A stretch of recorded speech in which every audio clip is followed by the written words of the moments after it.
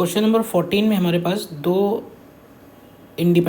There are two independent harmonic oscillators of equal mass दोनों का same है and oscillating about origin with angular frequencies omega 1 and omega 2। यानी पहले वाले का एंगुलर फ्रीक्वेंसी ओमेगा 1 है और दूसरे वाले का एंगुलर फ्रीक्वेंसी ओमेगा 2 है। अब ध्यान से इसमें ये देखो कि ये जो ग्राफ दिया हुआ है तो मास हम लोग इसका m ले लेते हैं, फ्रीक्वेंसी ओमेगा 1। ये ग्राफ है मोमेंटम वर्सेस x का और मोमेंटम को हम लोग लिखते हैं m इंटू वी।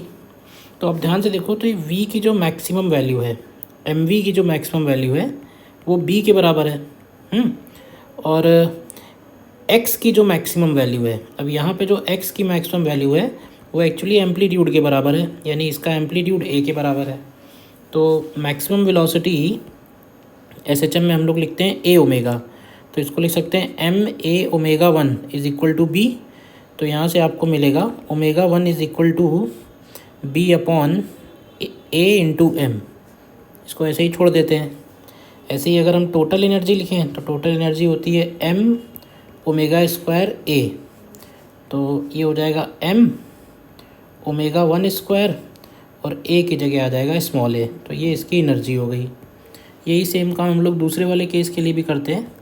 दूसरे वाले केस में भी मास उसका m ही दिया हुआ है, एंगुलर फ्रीक्वेंसी इसका ओमेगा 2 है और यहाँ पे ये सर्कल है तो ये दोनों रेडियस r हो जाएंगी। तो यहाँ पे अगर आप देखोगे तो एक्चुअली फर्स्ट वाले केस में a और b को अगर r ले लें तो सेकंड वाला केस बन जाएगा। तो ओमेगा 2 यहाँ से डायरेक्टली 1/m के इक्वल आ जाएगा because a equal to b का केस है। और एनर्जी अगर हम लोग लिखेंगे E2 तो ये होगी m omega 2 square into r।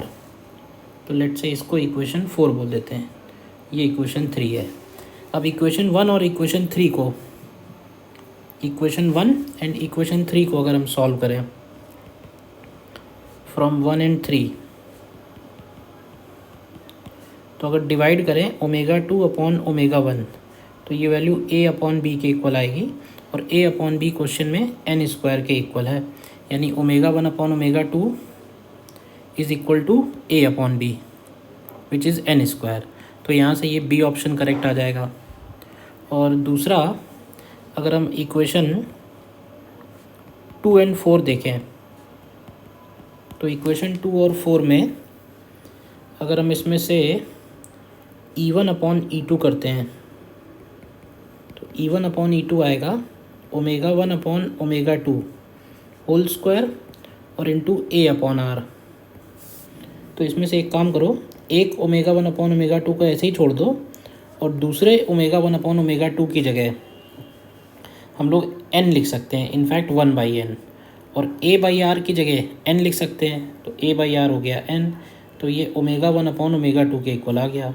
तो इसको हम लोग ऐसे भी लिख सकते हैं कि E1 upon omega 1 is equal to E2 upon omega 2। हम इस फॉर्मेट में इसलिए लेके आए क्योंकि ये ऑप्शन डी इसी तरह का है, ऑप्शन ए और डी इसी तरह का है, तो ऑप्शन इसमें बी और डी करेक्ट हो जाएंगे।